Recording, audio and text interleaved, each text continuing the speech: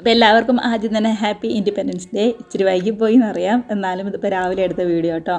ഇന്ന് മിന്നുവിന് സ്കൂളിൽ പോകണ്ടായിരുന്നു, പക്ഷെ മന്നയ്ക്ക് ഇതേപോലെ റെഡി ആയിട്ട് സ്കൂളിൽ പോകണമായിരുന്നേ. അപ്പോൾ ആദ്യമായിട്ട് അവളുടെ നഴ്സറിയിലുള്ള പ്രോഗ്രാം ആയതുകൊണ്ട് എന്താണെങ്കിലും റെഡിയാക്കി ഞാൻ വിട്ടിട്ടുണ്ട്. എന്നെക്കൊണ്ട് പറ്റാവുന്ന രീതിയിൽ ശരിയായോ എന്നൊന്നും ചോദിച്ചാൽ എനിക്ക് അറിഞ്ഞൂടാ.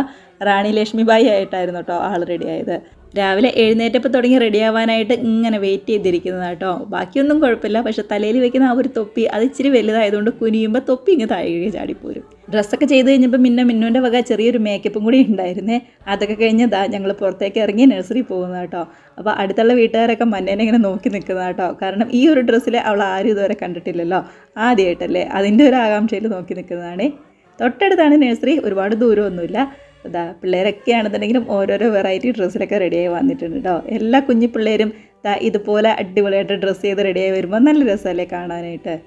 പിന്നെ നഴ്സറിയിൽ കുറച്ച് ചെറിയ പരിപാടികളൊക്കെ ഉണ്ടായിരുന്നു.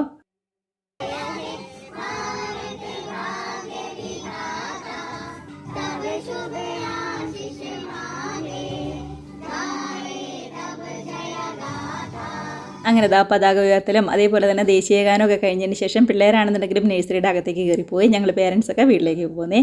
ചെറിയ 2 ലഡുവും എല്ലാവർക്കും വിതരണം ചെയ്തിട്ടുണ്ടായിരുന്നു കേട്ടോ. നമ്മുടെ റാണി ലക്ഷ്മിബായി തിരിച്ചു വരുമ്പോൾ വാളും അതേപോലെ തന്നെ തൊപ്പിയൊക്കെ അവിടെ തന്നെ ഉണ്ടായാൽ മതിയായിരുന്നു. ദൈവത്തിനറിയാം. എന്താണെങ്കിലും ഒരിക്കൽ കൂടി എല്ലാവർക്കും ഹാപ്പി ഇൻഡിപെൻഡൻസ് ഡേ.